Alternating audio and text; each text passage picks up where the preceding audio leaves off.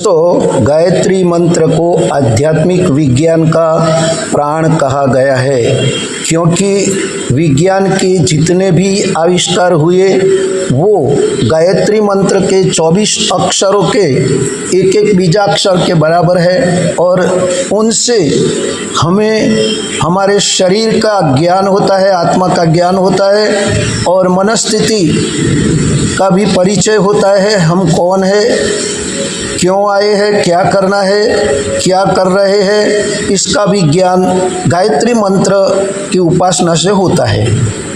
वेदों में गायत्री माता को देव माता कहा गया है। क्यों कहा गया है?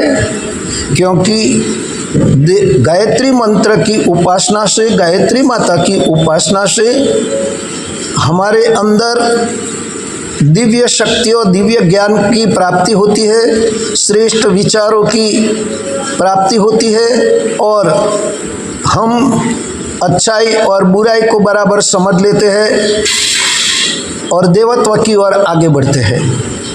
गायत्री माता को वेद माता कहा गया है, क्योंकि हमारे अंदर जन्म जन्मांतर के कुसंस्कारों और कुविचारों को नष्ट करने के लिए गायत्री माता की उपासना सर्वश्रेष्ठ है। गायत्री माता की उपासना से हमारे अंदर कषाय कल्मश दूर होते हैं और हमारे अंदर सुसुप्त देव शक्तियाँ जागृत होती है।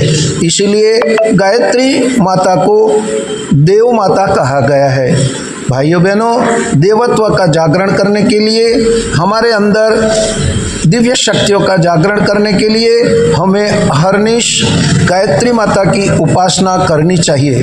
गायत्री मंत्र की उपासना, गायत्री माता की उपासना हमें हमारे जीवन को, हमारे प्राण को और हमारे मन को, हमारे चिंतन को, हमारे व्यवहार को, हमारे गुण कर्म स्वभाव को श्रेष्ठता की ओर ले जाकर हमारे प्राणों की रक्षा करता है। गायत्री मंत्र और गायत्री माता को विश्व माता कहा गया है। भाइयों बहनों, विश्व माता का अर्थ है कि पूरा विश्व उनकी संतान है। गायत्री माता विश्व माता है, पूरे विश्व की माता है, जननी है, जो सद्बुद्धि प्रदान करती है, सद्ज्ञान प्रदान करती है, प्राणों का रक्षण करती है और श्रेष्ठ बुद्धि और श्रेष्ठ चिंतन देकर वो अपने अंदर विश्व बंधुत्व की भावना को जागृत करती है और हमारे अंदर एक दिव्य शक्ति का जागरण होता है, जिससे हम सबको प्रेम से, सहकारिता से, सद्भाव से और सत्कर्मों से एक साथ जुटकर नव निर्माण के कार्य में हम लग जाए और विश्व का कल्याण हो, भारत विश्व सम्राट हो, जगत गुरु हो और भारत विश्व का नेतृत्व करने वाला हो और भारत की आध्यात्मिक शक्ति, आध्यात्मिक चेतना जागृत होने से भारत की विज्ञान प्रणाली, टेक्नोलॉजी, आर्थिक, सामाजिक, सांस्कृतिक, आध्यात्मिक, राजकीय सब तरह की तरक्की होती है और राष्ट्र समर्थ सशक्त बनता है। भाइयों बहनों, हम सबको गायत्री माता की उपासना करनी चाहिए, गायत्री माता की शरण में जाना चाहिए, क्योंकि कहा गया है महामंत्र जितने जगमाही को गायत्री समनाही।